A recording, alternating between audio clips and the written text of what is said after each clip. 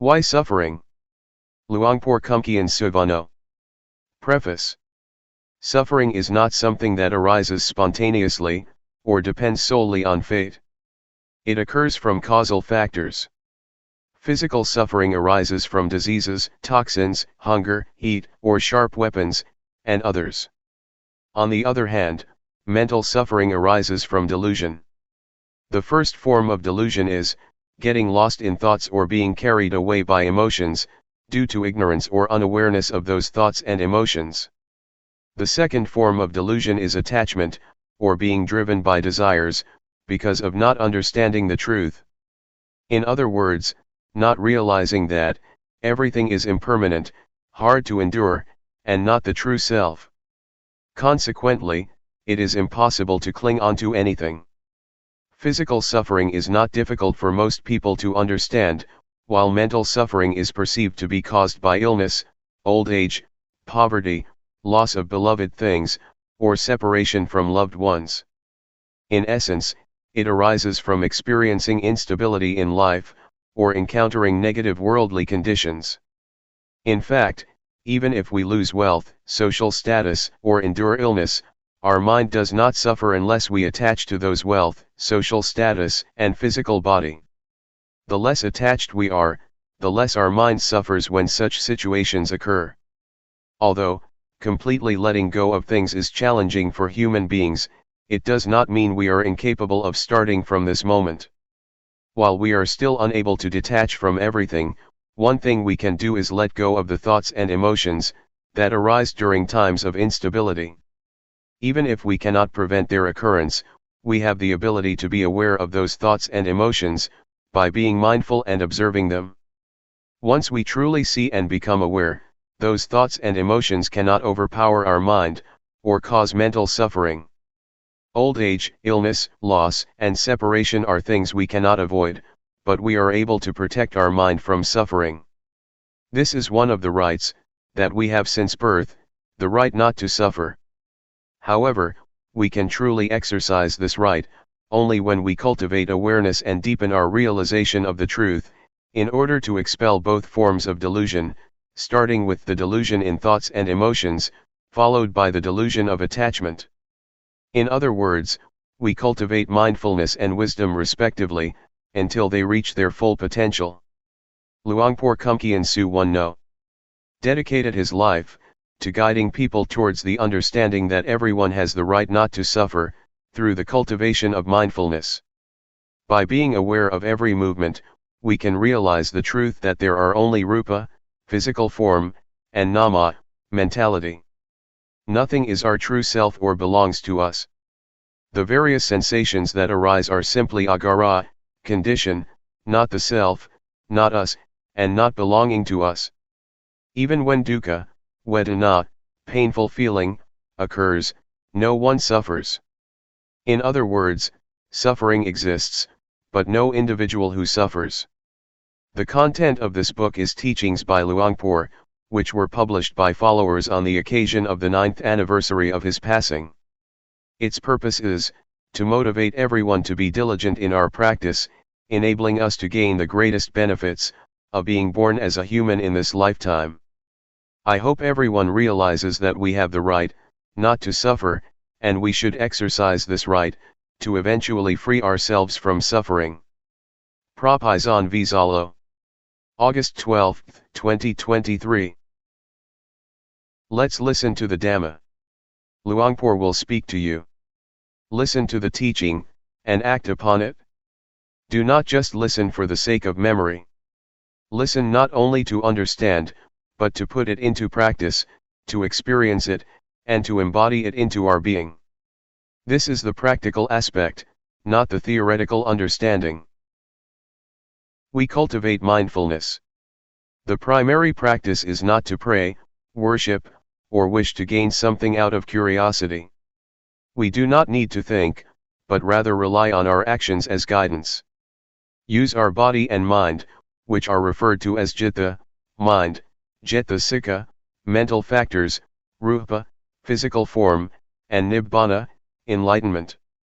These are paramathasaja, absolute truth, not samyati paniyati, conventional term. We bring our body and mind, rupa, to experience it directly, without any sense of seriousness, desire, or caution. We simply immerse ourselves in the action and allow our body to connect with awareness. Make them bound together. Bring our mind, consciousness, and awareness stick together. Previously, our body was trapped in ignorance or delusion, and our mind was lost in emotions. We allowed emotions to take control, becoming the master of our mind. Meanwhile, our body was attached to delusion, causing wasted actions, wasted walking, and wasted breathing. Every movement was useless, without any benefit gained. Thus, we must make use of our body and mind. Do not allow delusion to compound and carry them away. Instead, bring awareness to intervene with delusion. We must pay attention and look after our body and mind. Do not turn our back on them, but confront them. Transform our physical eyes into inner eyes to observe both body and mind. Do not hide or run away, but rather look at them right here. Watch them, call them out, and respond to them.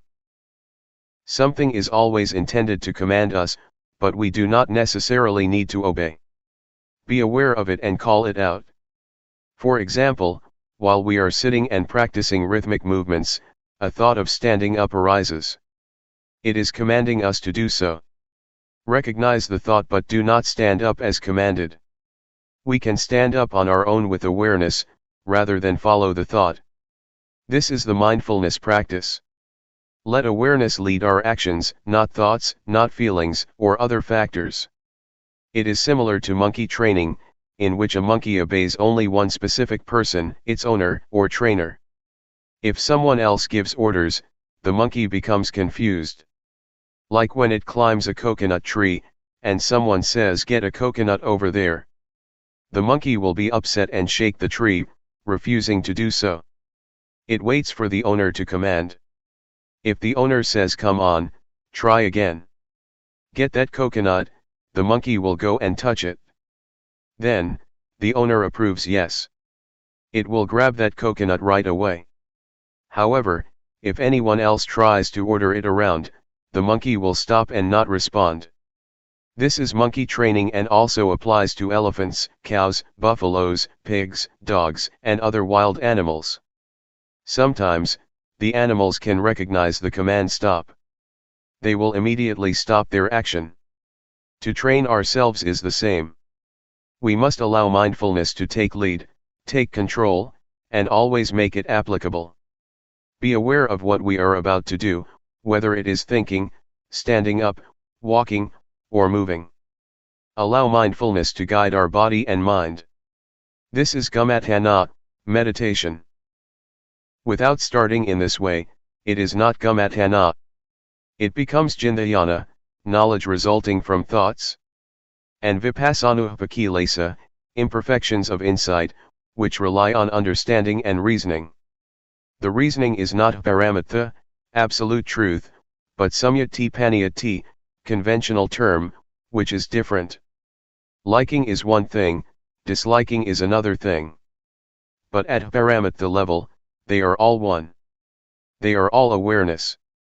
Observing the body, we see this; observing thoughts, we also see this; observing vedana, feeling, we see this; observing actions, rupa, physical form, and nama, mentality, we see the same thing. It is not seeing something different. If we are mindful, the mental illusions will not arise often. Even if they do arise, just notice them and illusions will suddenly fade away. Moreover, if our mindfulness is powerful, it can serve as our inner eyes. They have the ability to see thoughts, emotions, and vedana. Our physical eyes cannot see them. They are limited to seeing only rupa, physical form. We must keep our inner eyes open, do not let them close. Closed means diluted. Meanwhile, awareness is being conscious through the opened inner eyes. Even with closed eyes, we can be simply aware. For example, when we practice rhythmic movements, we can still be aware of our moving hands with closed eyes in the dark, without any light. During walking meditation, we can also walk without looking at our feet. Just be simply aware. Be aware of the existing body. Let's practice this together. This is not a university study, finished with a graduation. But it is finished through our actions. Start with actions and end with actions. It is not concerned with beliefs, religions, genders, races, or languages. It is entirely about actions. Do not get caught up in any views, let them go. Take actions instead. Focus on actions, which are concrete and tangible. We have our own hands, and the movements they make are genuine. This is the real action. Likewise, our breath is with us all the time, but we rarely breathe with awareness. We tend to waste it. Even grabbing something can create awareness as well. Every movement we make, whether blinking or swallowing, can become tools for cultivating awareness. Practicing rhythmic movements may cause some body pains and aches. For newcomers, Vedana, feeling, can be more overwhelming, compared to those who have been training for a long time. They cannot sit or walk in a meditative posture for so long, due to the intensity of Vedana. Newcomers can easily get lost in these physical sensations, as Vedana tries to distract and lead them towards delusion. This is similar to infiltration or transformation, such as how diseases spread, and our bodies work to resist infection. The awareness and Vedana are similar. Vedana always uses its greatest power, to force us until we surrender. If we are not conscious or not aware of this, we will easily get caught up in Vedana. It will command us, become stronger, and make us submissive to it. We have to realize it. Newcomers sometimes get lost and fall into Vedana, experiencing physical pains, pleasure, and suffering. Some people may struggle with pain and suffering. They eventually raise the white flag. Do not surrender in this sense, observe it closely. The wisdom will manifest right here. Even if it is pleasure, do not smile at it just yet. Keep an eye on it. The observation will lead us to wisdom. Do not trust in Sukha Vedana, pleasant feeling, Dukkha Vedana, painful feeling. And even, Adukkhamasukha Vedana, neither pleasant nor painful feeling. Recognize them for what they really are. In fact, Sukha Vedana is just one condition, Dukkha Vedana is another, and Adukkhamasukha Vedana is yet another. These sensations are not the true self. So, we look at these feelings, observe them. When they reveal themselves, we have to see them. Actually, these are what we will encounter, when we take this path of the mind.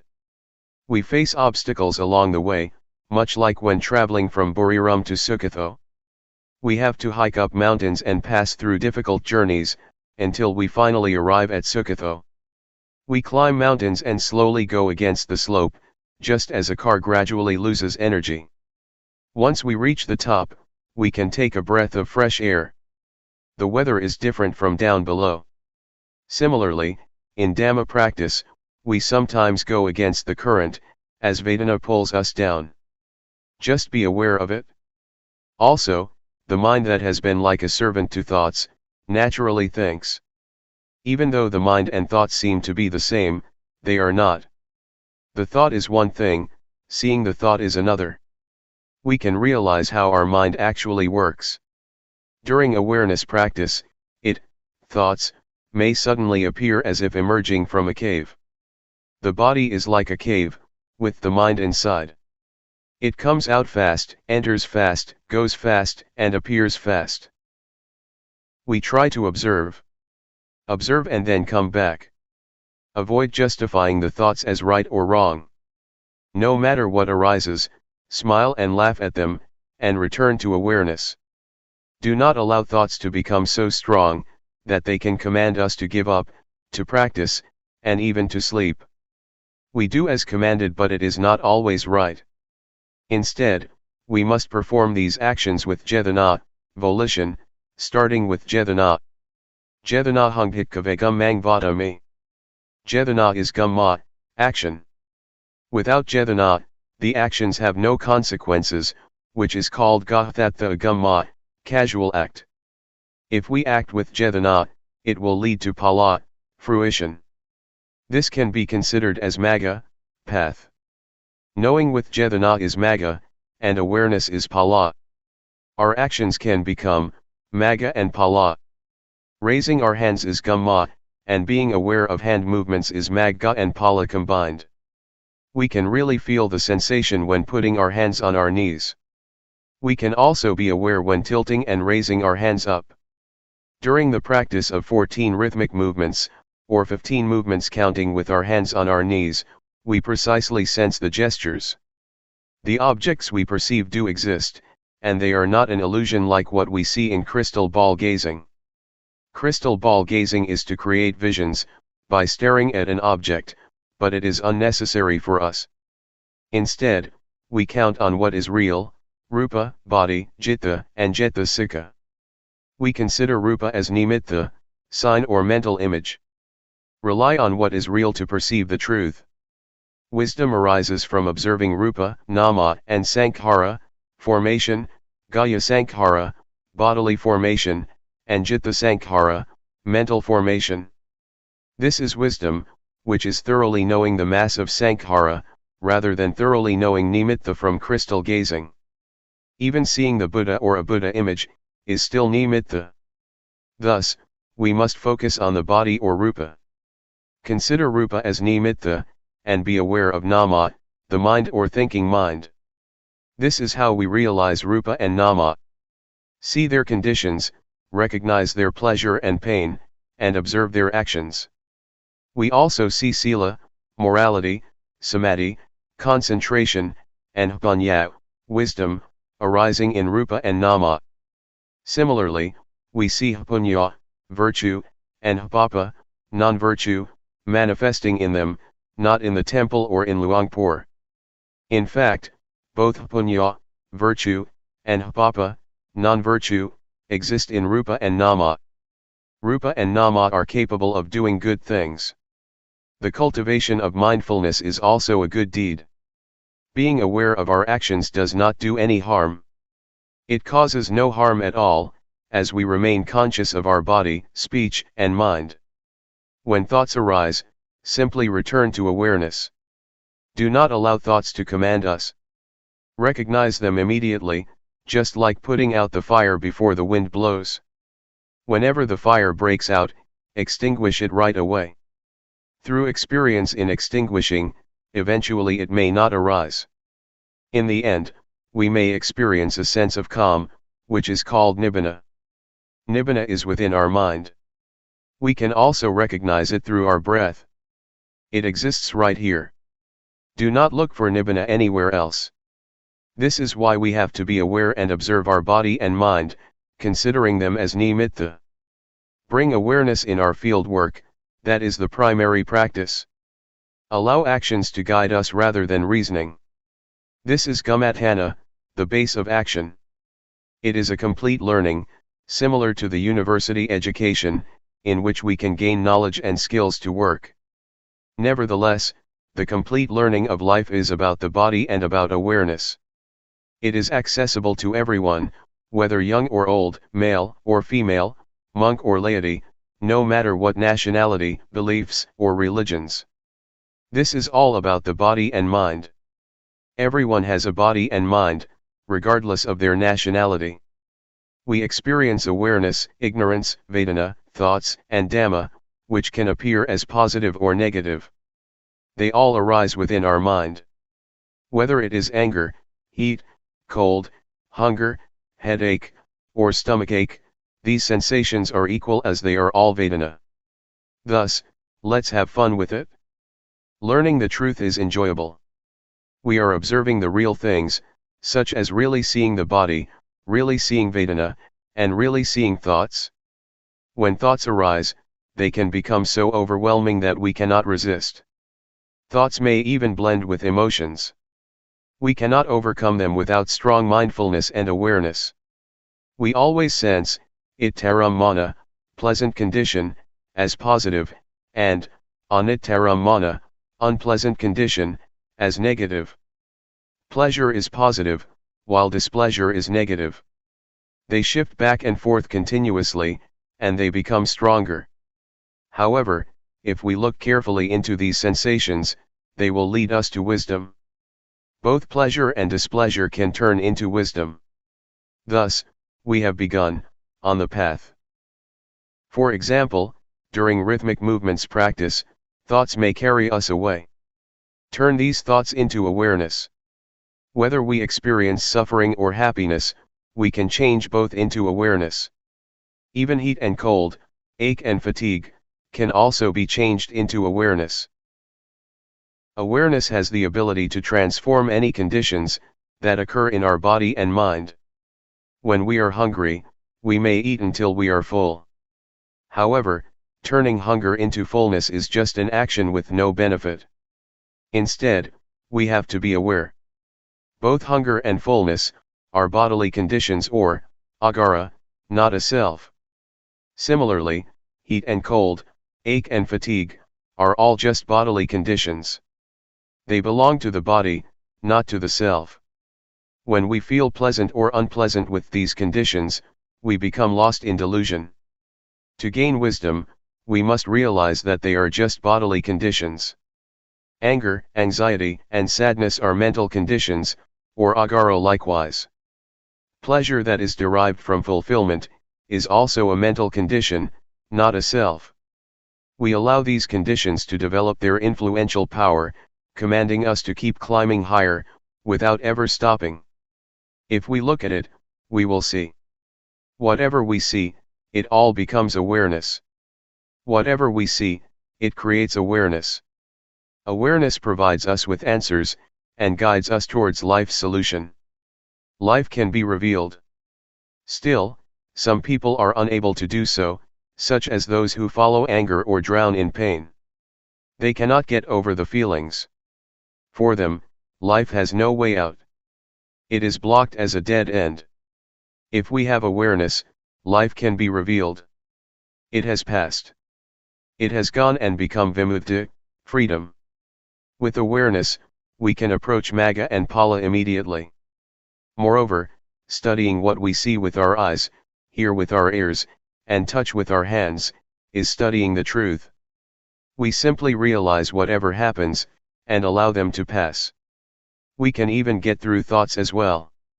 Just be aware. Let's cultivate awareness. It is necessary for us to practice. Do not seek any reasons or attach to any thoughts. It is not like that. Take actions. Focus on actions instead. Experience them and embody them into awareness. Allow the body and mind to connect with awareness. So, Luangpor started by saying that, at the beginning, if the body is connected to ignorance, then all the causes of ignorance are with the body. If the mind is connected to ignorance, then all the causes of ignorance are with the mind. Ignorance overwhelms us. We may ask someone whether it is awareness or delusion that has played a greater role in their life up until now. Actually, let's not go that far. Let's take only this hour. During walking meditation, we can take about 3,000 to 4,000 steps per hour. If we walk just right with a suitable body swing, we will probably take about 4,000 steps. But will we be aware of every step? Perhaps we are distracted for half of it, and are aware of the other half. In rhythmic movements practice, if we move our hands just right with a suitable gesture, we can become aware of a rhythmic movement in each second. Feel it. Feel it like a clock ticking. Tick, tick, tick. We can be aware of 3,000 to 4,000 motions. Sometimes, we may be more distracted than aware, with 4,000 to nearly 5,000 movements per hour. If we observe closely, delusion can be frightening. While we continue practicing awareness, we may suddenly notice the thoughts, and realize that we had never seen them before. It took us 30 years to eventually see our thoughts. We almost died, barely survived. It can be a shocking realization when we see them. Previously, we had never recognized delusion and thoughts, as we believed we could live with them. We could think anything, even insane and ridiculous ones. Once we become aware of thoughts, we can realize how much our life is affected by them. It is like walking on the edge of a cliff, where we can easily slip out and fall. If we are careless, we do not survive. This is very terrifying. The mind is capable of thinking about anything, including harmful thoughts. It keeps thinking without limits. Even when we are angry, we eat and sleep with anger. Sometimes, it is overwhelming to the point that we cannot eat and sleep at all, but we still hold on to that anger. How can we be affected that much? The right of non-anger exists. Why don't we exercise this right? Also, the right of non-delusion is here. Why don't we experience it?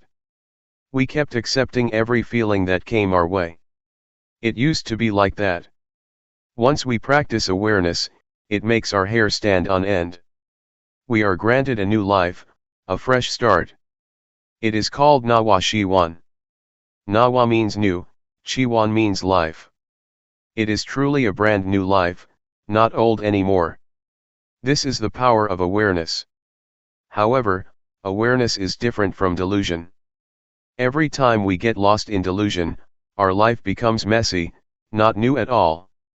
Like a clean white cloth, when carrying thoughts, it becomes dirty, stained, spotted, and gloomy. The Buddha once said, a monk who is immersed and engrossed in thoughts, is considered to break his precepts, making them impure and tainted. Such is the power of thoughts over us. We may mistakenly believe that we are skilled practitioners, just because we walk slowly, sit with our eyes closed, wear traditional monk or white robes, and shave our head. Nevertheless, these external actions are not enough. We must take care of our body and mind and remain aware. Sometimes, we boast about our religious doctrine, sex, or status. We also identify ourselves to be attendants of this temple, or students of that particular master. It is not like that. Awareness is what truly purifies us. It is not about praying through any worship or ritual. Try to be aware of ourselves. When thoughts arise, recognize them, before they lead to immoral actions caused by ignorance. Similarly, awareness always presents, before it becomes meritorious. Luangpor challenge you to do it. This is what the Buddha taught, not any rituals. We tend to value worship and religious ceremonies all along. We are good at these things. Like some environmentalists, they are activists who focus on advocacy, but cannot even grow plants, vegetables, or preserve anything. This is not how it should be. Actions are required, do them well. Mindfulness practice is taught through action, rather than knowledge. It is easy to teach someone to be knowledgeable. They just explain about, 2 Bahugara Dhamma, virtues of great assistance, which consists of sati, mindfulness, the ability to recollect, and sampajanya, clear comprehension, the ability to be aware. By emphasizing this 2 to 3 times, we can certainly understand and remember it. When put to the test, the question is, what are the Dhamma that provide us with such great assistance? We can say that sati and sampajanya are like our parents, providing great assistance to us. We can answer in this sense and pass the certificate. This is how we gain knowledge, but we still do not know how to put it to use. Where exactly is awareness? This is why we are here. We do not need to talk. Just allow the body to connect with awareness. Be aware of it, without using any words. Bring the body to feel and experience awareness directly. Know it. Recognize it. Be conscious before speaking, doing, and thinking. Likewise, be aware while speaking, doing, and thinking. Mindfulness and awareness will suddenly come together at the same time. Complete. Sati and Sampajanya do not separate, they exist together. When we flip our hand, we are aware of it. Even before flipping our hand, we can feel it. While flipping our hand onto its edge, we recognize it. This is a sense of awareness. Raise our hand up.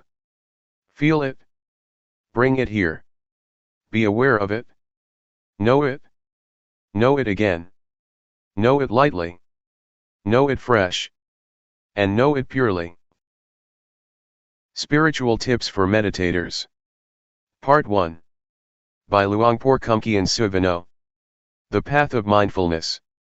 Now I am going to teach you the way to meditate. Please relax and feel comfortable, because what I am going to teach you is based on something you already have in your mind. The teaching that I am going to instruct you in is based on something which is real and genuine, the truth. And the truth cannot be deceived. It cannot be deceived by neither the master nor the students. The master cannot deceive the student and the student cannot deceive the master, once either of them has realized or understands the truth. This is a technique that can be understood by everybody. All of us have mind and body. We also have mindfulness. Mindfulness is a quality of mind that we can cultivate and develop, but it is already in our minds. Once we are mindful or once we are awakened to mindfulness, all of us are the same, but if we do not have mindfulness or if we are not mindful, we are different. Meditating, especially developing mindfulness, does not require special time designated specifically for this technique. It can be practiced all the time in our daily lives. It does not demand special time, mainly because mindfulness is already in our minds. It can be developed through our daily activities. If we practice properly, we will feel that our lives are normal. We cannot practice for others but have to practice for ourselves. We cannot learn from others but have to learn from direct experience. We have to learn by realizing the truth in our minds. The meditation cannot be achieved from memorizing texts or reading books. We have to experience the reality in ourselves. For example, when we think, we have to see, observe, and experience the reality of thoughts, how they arise and how they fade away. These can be learned through direct experience, not through reading books or memorizing texts. What I am trying to convey is what I have realized from direct experience, not from analytical thoughts or knowledge of texts. This realization is based on direct experience that everybody can achieve or realize for himself. When we practice on what we already have. We have body and mind. We practice by using our body as an object, our body's movement. When our body moves, when our hand moves, we should just be aware. The hand is real, the body is real, and our awareness of them is real and can be cultivated. The more we practice, the more awareness we accumulate. This way of practicing asks us to accumulate awareness, until it becomes the dominant quality of our minds. Once everybody has total awareness, everybody will be the same in the sense that their lives are normal. But if we do not have awareness, we behave differently out of hatred, greed, and delusion, which disrupts our lives so that we contradict each other, preventing harmony and creating disunity. So, the point is how to cultivate awareness. The key to Buddhist meditation is cultivating awareness, and I am going to instruct you how. Once we understand and practice by ourselves, we will know ourselves better and live our lives properly. Now I will demonstrate. Everybody, please place your palms on your thighs, sit comfortably, and open your eyes. First turn your right hand onto its edge from your thigh, raise it to the height of your chest, and move it to your abdomen. Turn your left hand from your thigh, raise it to height of your chest, and move it to your abdomen. Move your right hand to your chest, move it out, lower it to your thigh, and turn it down. Raise your left hand to your chest, turn it out, lower it, and turn it down. Again. Please try to be aware of every movement, aware, not focused. Feel the sensation of your body. Just make it natural. Just feel it. That is the way to develop awareness naturally. Sometimes thoughts will sneak into our minds, just open yourself up to them but don't follow them. Once we are aware of our thoughts, we return to our body, to the movement of our hands. This method does not encourage one to stop thinking but just to be aware of it. In fact, we cannot stop thinking because it is the nature of our mind to think. We should be open to all kinds of thoughts, but do not follow them or repress them. Just be aware. With awareness, we will be firm and not react to our minds, either positively or negatively. This is the introduction.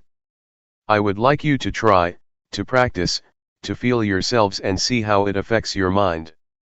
When you place your hand on your thigh, do you know where your hand is? Once you know where your hand is, you have already cultivated knowingness, that is to know, to feel where your hand is. And the practice of mindfulness is based on this awareness. When you turn your hand on your thigh, do you know the position of your hand? You know where your hand is, right? Raise your hand. Is it on your thigh? Where is it? Who knows the position of your hand? You or other people?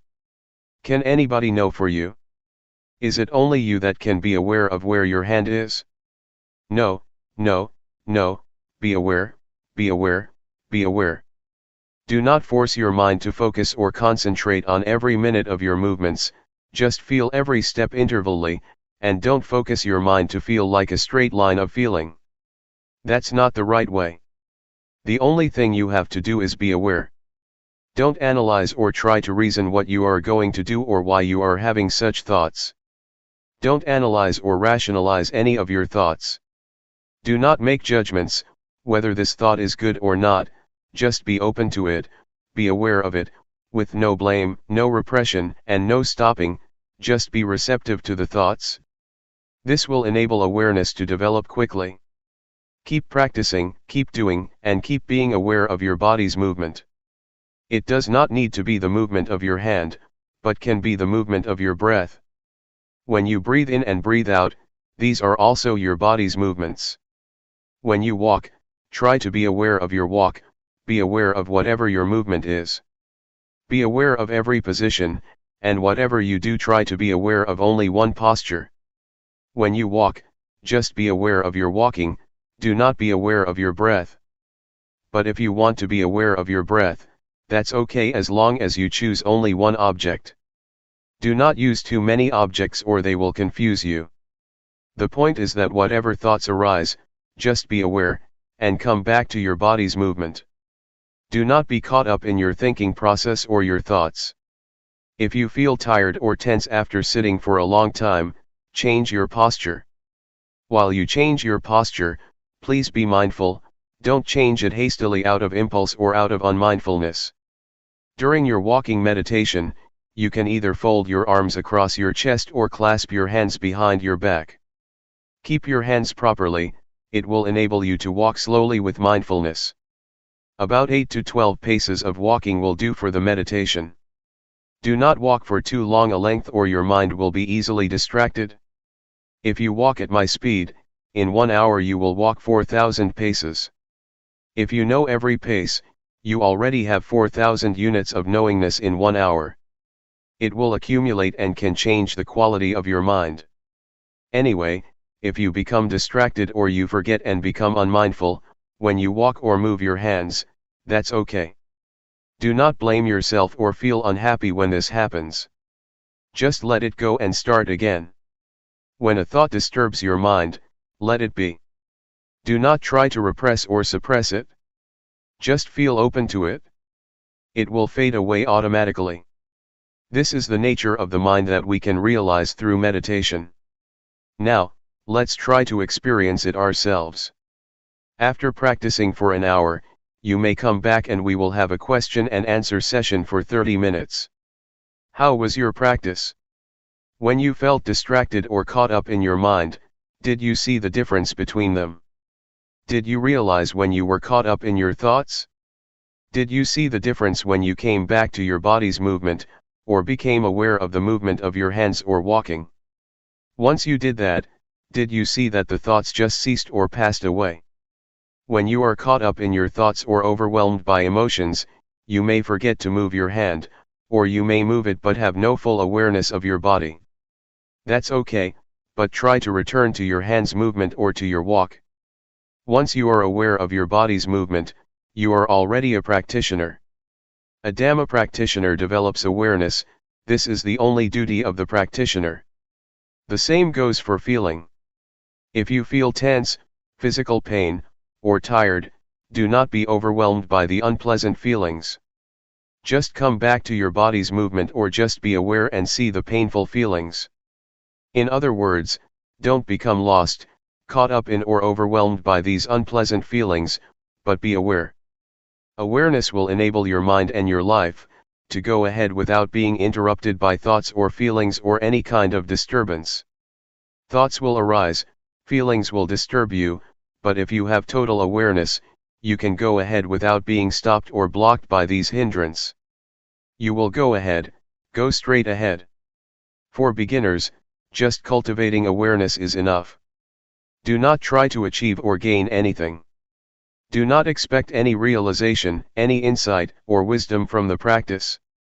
Just awareness is enough for you at the present stage, and it will enable you to go ahead without any problems or difficulties. For the beginners, you may not sit longer if you wish, and the awareness may develop slowly, not smoothly. That's okay. Just try to keep practicing, and this will enable mindfulness or awareness to develop. Do not feel bad when you feel you are caught up in your thoughts, or in pleasant or unpleasant feelings, or you become forgetful of the practice. That's okay. Do not blame yourself. Do not feel depressed. Just come back to the practice, come back to be aware of your body's movement. When you keep practice, you keep accumulating awareness. You will begin to see, to realize, the nature of your mind. You will see that thought are one thing and mindfulness is another. The thoughts or feelings are not you, not yours, not me, nor mine. Previously, you may have thought that the thoughts are your thoughts, but in fact, they are not your thoughts. The thoughts are just there, but they are not yours. And this you can see, because of mindfulness. Mindfulness will separate you from the thought, so you can observe the thought without being identified with it, or take it to be you or yours. In the sutra, the Buddha advises us to contemplate, to be aware of body, feelings, and mind or the thoughts. These three aspects, body, feeling, and thoughts, are already with us, they are not something outside of us. We can use them for our spiritual well-being. In the past, when we wanted to stand up, we stood up instantly out of habit. But if we practice and develop mindfulness, before standing up, we will be aware of the desire to stand up. Thus we will stand up mindfully. We can apply this approach or this attitude to whatever activity we do, and our lives will be on the path to mindfulness. Meditation's priority is to develop awareness first. It is the crucial factor that needs to be developed during the practice. This is important because we are already good at analytical thinking. But we have to practice another quality of the mind, awareness. It will lead us to a realization through direct experience, that cannot be achieved through thoughts or the analytical mind. Any questions? If you want to ask, please ask based upon the experience that you have already had from your practice in the past few hours. Do not ask through the analytical mind. Question: the mind that gives rise to thought, the mind that's mindful, and the mind that is aware, are these minds the same? Answer: practically speaking, you can see the three. You can see the scattered thoughts, or you can observe the mind. This can happen when you are aware of your body. When you are aware of your body and a thought arises, your mindfulness will come and watch and be aware of your thoughts. You can see the difference, differentiate between your thoughts and mindfulness or awareness. Without being aware of your body's movement first, it is difficult to see the difference between your thoughts and your mind. Question: when you observe a thought, is the thought in the past? Answer: once you are aware of a random thought, it is in the past, but if you are not aware of it, it is the present. The random or unintentional thought is the kamma, a kind of action, a mental action that can lead to other consequences, either good or bad. If you become aware of it, awareness will halt that mental action, thus getting rid of whatever consequences that might have happened. Question: is this practice of using your body as a meditative object for the training of samadhi? Answer: the awareness can lead to calmness, if you are caught up in or dwell on the calmness that is the samatha, calmness meditation. But if you lift your mind from the calmness and observe the calmness, then it is insight meditation. So it depends on how you deal with calmness. If you dwell in the calmness, it is a calmness meditation. If you observe the calmness, it will lead to insight meditation. Question: is this awareness the same as the Buddha's? Answer: the awareness mentioned above is the same as the quality of Buddhahood. It will lead to total insight. This kind of practice also includes the threefold training: morality, concentration, and wisdom. Question: do you mean that awareness includes threefold training? Answer: the threefold training is not awareness itself, but is based on awareness. You cannot keep precepts without awareness. Awareness will enable you to keep the precepts, sila. And awareness will enable you to develop concentration, samadhi, and to gain insight, panya. We need not waste time developing sila, samadhi, panya by different ways, but go directly to develop awareness, then sila, samadhi, panya will take place. According to the Buddhist canon, the Buddha said, self-awareness is the origin of wisdom, the parent, the source of righteousness. But unknowingness or unawareness is the source or the parent of all evils. Question: nowadays, young children seem to be practicing awareness all the time. Even we, when we are exposed to something new, seem to be more aware. It seems as if we come to this world practicing awareness, then we start thinking, then we have the same thoughts over and over, and that turns off our awareness. Why is this happening? Answer: it is because we have eyes, nose, ears, mouth, and body, the 5 sensual bases, and mind, the 6th base, to understand the world. We use these 6 bases to have contact with the world, and this leads us to a lot of concocted mind. We think a lot because we have a lot of contact with the outside world. That's why our minds become busy and keep thinking all the time. We ignore another quality of the mind, awareness. That's why we have to come back again, because we have ignored it for such a long time. We have occupied ourselves with thinking, because of our contact with the outside world through the 5 sensual bases. Awareness will liberate us from all unpleasant events and unfetter our minds. It will liberate us from all hindrances and fetters. I can assure you that awareness will rescue our lives. Regardless of nationality or race, we can be united. Regardless of our differences, we have one thing in common: awareness. Awareness is in every person. So, I would like to encourage you to develop awareness, so that we will go beyond nationality and race. After the practice, do you feel that you can get in touch with awareness, the awareness in your mind? It is an quality inherent in you, that leads you to get in touch with it? Question: it's very hard to slow my mind down. Answer: we are not going to stop the thinking process, we are not going to fight it. If you fight it, you are going to be tired, because it is very difficult. Just to be aware of it, just observe it, and it will pass away on its own. Do not try to get rid of it. If you try to get rid of it, you will feel exhausted. Sometimes, you may find your mind was more scattered during the practice than during your normal daily life. The more you practice, the more your mind is scattered. Sometimes this happens to practitioners, but that's normal. Just be aware of it and ignore it, and try to be aware of your body's movement. The more you keep coming back, the more awareness will accumulate. Just keep coming back. Do not try to fight your thoughts. June 1, 1997. Cultivating awareness. The Buddha said that there are 5 hindrances to meditation. The first is drowsiness, the second is agitation or restlessness, the third is doubt, the fourth is sensual desire, and the last is ill will, hatred, or irritation. Doubt means that one feels uncertain whether the practice is right or wrong, so he just stays on the edge, and cannot commit himself to any kind of practice. You may encounter any of the 5 hindrances. That's alright, it's even beneficial. Try to observe the hindrance rather than following it, or being overwhelmed by it. To observe is to keep your mind from identifying with these 5 hindrances. For example, when you feel sleepy, instead of lying down and following the drowsiness, just try to observe it, and the awareness will lift your mind from being drowsy. Thus you can learn how to interact with restlessness, or with agitation. They are not bad. They can teach.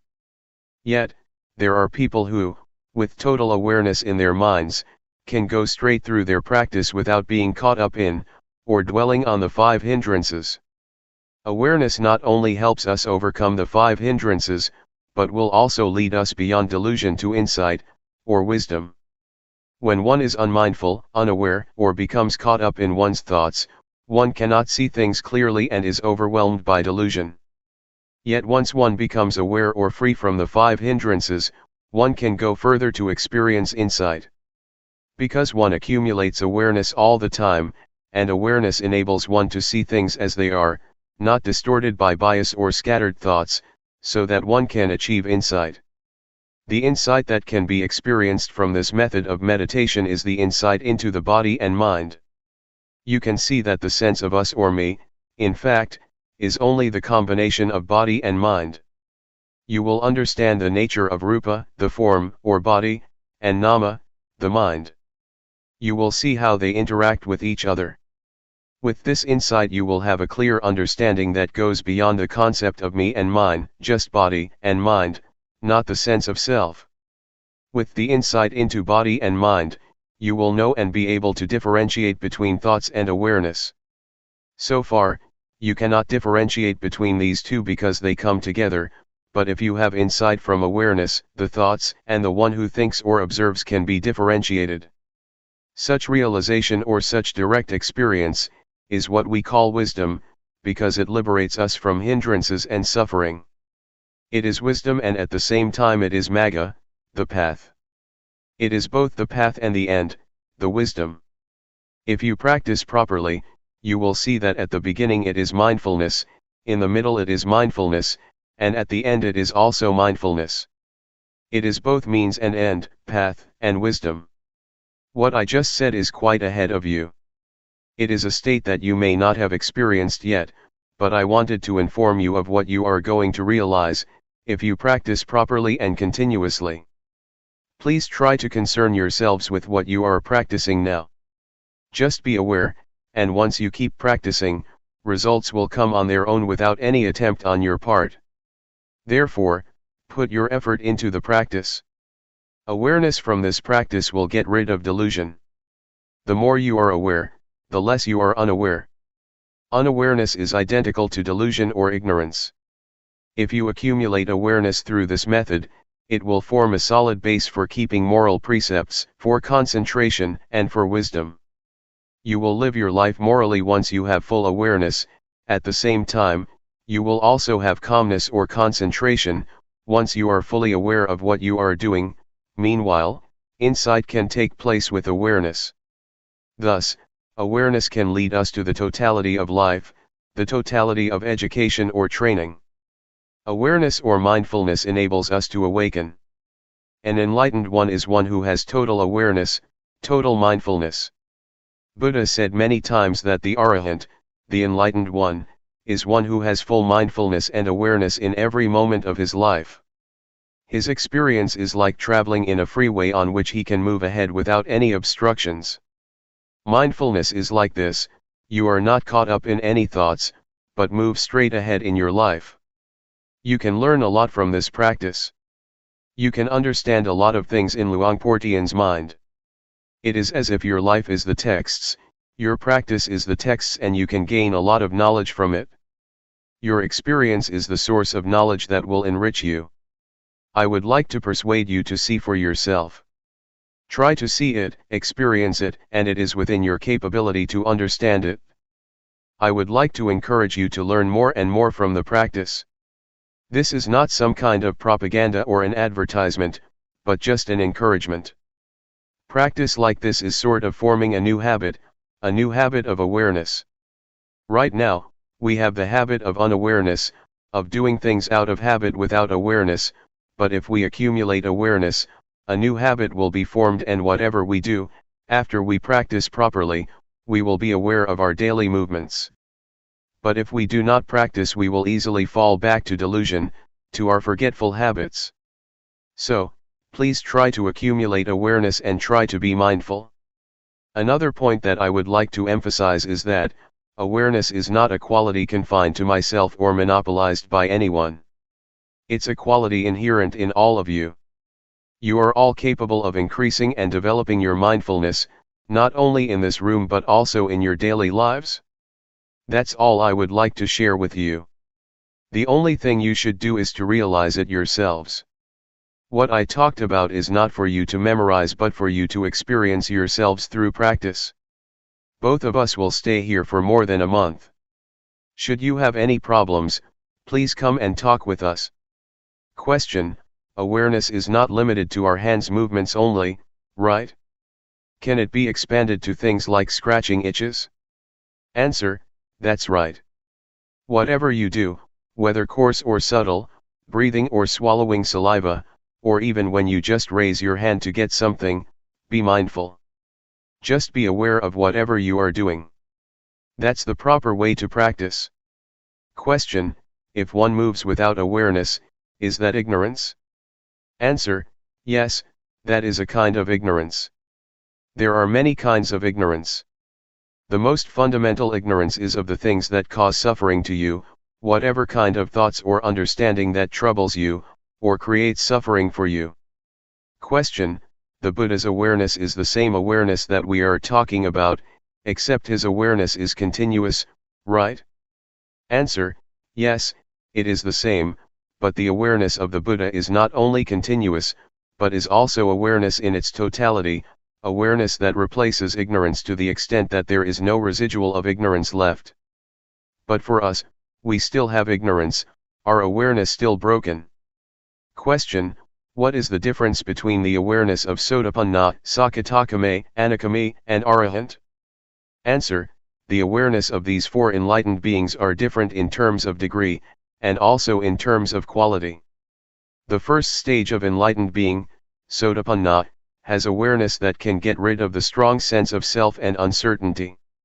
The second stage of enlightened one, Sakadagami, can eradicate sensual desire and repulsion almost completely. For the Anagami, sensual desire and repulsion are eliminated completely. It is the different degrees of awareness that leads to different qualities. It is as though we are climbing up a ladder. In the first stage of enlightenment, the awareness is less powerful than that of the Arahant, or the last stage of enlightenment. For example, when we get angry at something, we will think about it over and over again. But for the enlightened one, especially the third one, Anagami, once anger occurs, it just happens and he can let go of it. It just occurs one time and then he goes beyond the anger.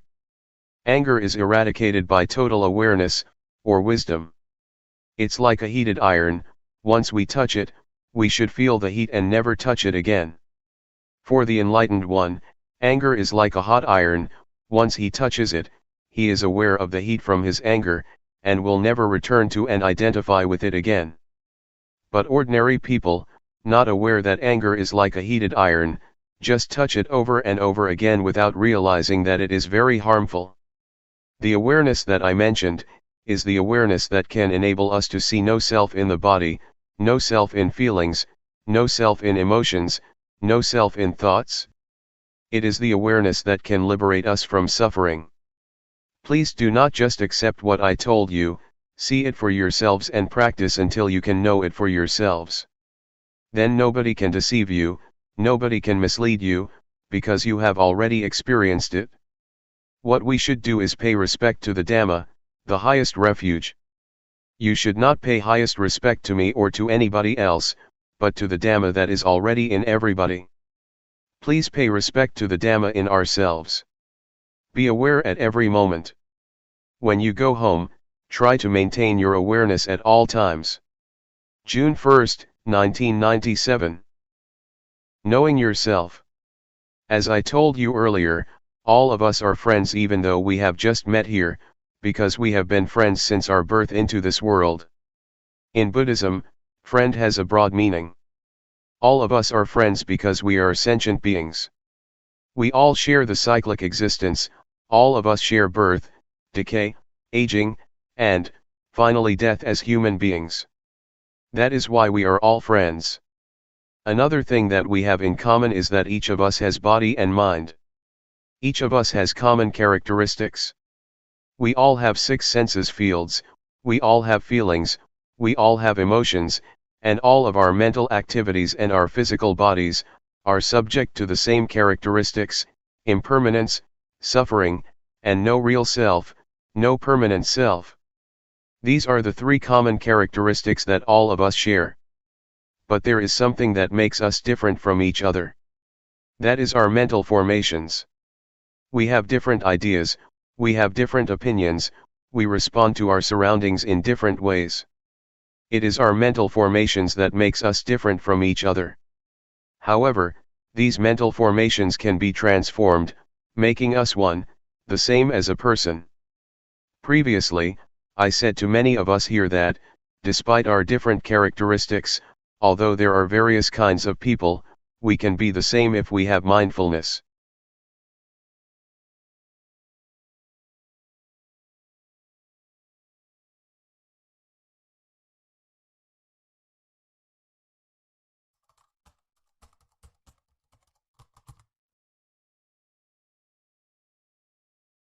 May all beings be at ease, whatever living beings there may be, whether they are weak or strong, omitting none, the great or the mighty, medium, short or small, the seen and the unseen, those living near and far away, those born and to be born. May all be